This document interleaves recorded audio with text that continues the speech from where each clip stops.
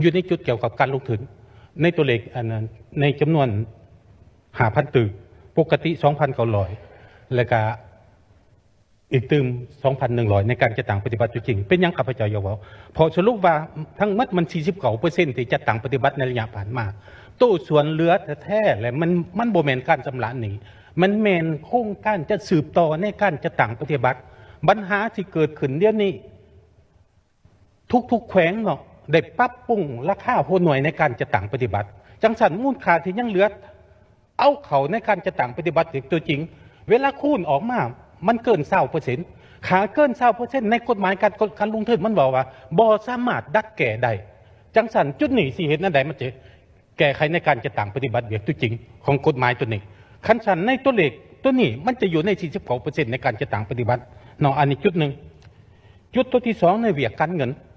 ในเวียกการเงินนี่ข้าพเจ้ายังอยากเห็นบทรายงานขององค์การตรวจสอบเนาะเพราะในองค์การตรวจสอบในรายงานทั้งหมดในตัวเลขที่ของเบื้องรัฐบาลนี่เสนอเฮาเห็นว่าตัวเลขทั้งหมดที่การจัดตั้งปฏิบัติใน6 เดือนต้นปีจะเห็นตัวเลขเกี่ยวกับการเก็บกู้ทั้งหมดในจำนวน950ตื้อกับจำนวน1 ล้านกับ1.65 ล้านดอลลาร์ตัวนี้อยากให้เอาเขาอยู่ในการจัดตั้งปฏิบัติอยู่ในงบประมาณ6 เดือนถ่ายปีนอกในการจัดตั้งปฏิบัติเวียกตัวจริงตัวที่2ติดพันกับเกี่ยวกับเวียกที่พวกเขาเว้าระวังกวดสอบกับการเงินเพราะกวดสอบเวลากวดสอบเห็นในการจัดตั้งปฏิบัติเวียกตัวจริงโดยเฉพาะอยู่ในบัญชี456กับ488ตัวนี้มันหนีอยู่ในคลังเงินที่บรรดาแขวงในการจัดตั้งปฏิบัติเวียกตัวจริงแล้วมันบ่สามารถชำระสะสางจุดเว้าของกวดสอบเว้าในใดการชำระสะสางตัวนี้มันต้องได้มาจาก1เงินเกินแผน2จากแรงไล่หับของงบประมาณแต่ละปีออกมาในการจัดตั้งปฏิบัติแต่เวลาเงินเกินแผนออกมาทางกระทรวงการเงินแหละแจ้งให้ชำระหนี้50%เหลือ1จ่ายอื่นจังสันตัวนี้ล่ะข้าพเจ้าคิดว่าอยากให้ภาพสุนอ่านเบิ่งคักๆว่าเวลาเขาจะใส่เงินเกินแผนในการจัดตั้งปฏิบัติเวียกที่จริงให้มันไปตามตัวนี้ในการจัดตั้งข้าพเจ้าอยากเน้นแล้วเน้นอีกตัวนี้เนาะเพราะเป็นยังเพราะว่าในตัวเลขในหยะผ่านมาเลยตัวเลขเกินแผนของบรรดาแขวงมันบ่มีหลายเฉพาะจุดนี้มันเกิดหลายจังสันในปดนี้ของเขาเอื่นว่าอยู่ในกวดสอบที่ใดมันสะสมมาบ่จักเท่าใดเพราะเฮาเว้าแต่สมัย7สมัย8สมัยเก่าเลยมันแก่บ่ได้ในตัวเลขดังกล่าวในการจัดตั้งปฏิบัติแล้วในภาคนี้พวกเขาเห็นว่าการกวดสอบเห็น6 เดือนแล้วมันออกนี่แต่เพิ่นว่าโตในการจัดตั้งปฏิบัติมันบ่ทันบางอันแก่บางอันบ่ทันแก่ในการจัดตั้งปฏิบัติจังซั่นข้าพเจ้าจะฟังเกี่ยวกับเรื่องบทรายงานของการกวดสอบในต่อไปว่ามันจะเห็นอะไรและข้าพเจ้าจะมีคำเห็นตื่มอันนี้ภาคนี้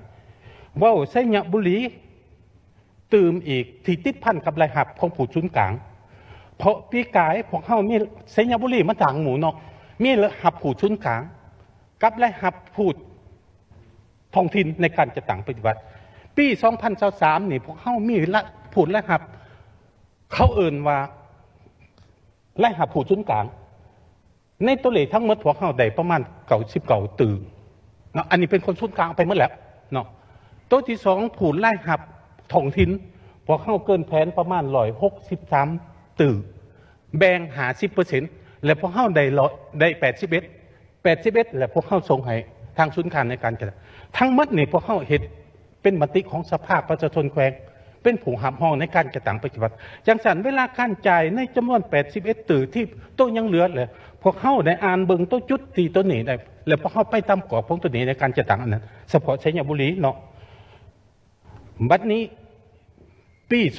2024ตัวเลขให้ชัยบุรีหลายได้ตัวเลขขูดและหับของศูนย์กลางจากที่ปี2023เฮามี1010ตื้อและปี2024ให้1,377ตื้อในการจัดตั้งปฏิบัติสิ่งที่แตกต่างระหว่าง2023กับ2024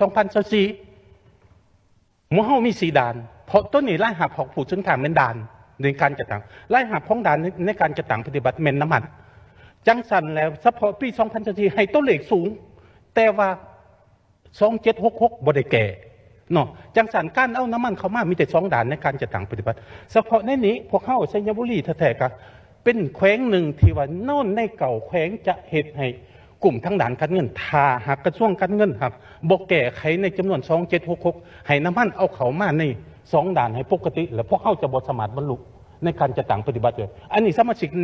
ในเขต7เลยพวกเขาติดตามในการจะตั้งจังสันใน6เดือนต้นปีอยากขอให้ทางเบื้องรัฐบาลก็คือกระทรวงการเงินพิจารณาแก้ไขเกี่ยวกับเรื่อง2766ให้มันเป็นปกติในการจะตั้งปฏิบัติขั้นสันแล้วพวกเขาอาจจะบรรลุในการจะตั้งปฏิบัติโดยเฉพาะผู้ชุนกลางที่ในจำนวน 3,777 ตึกที่อันนี้ความรับผิดชอบของสยามบุรีเนาะอันนั้นเป็นภาคที่ข้าพเจ้าเสนอในเวียกของอันนั้น111เก่า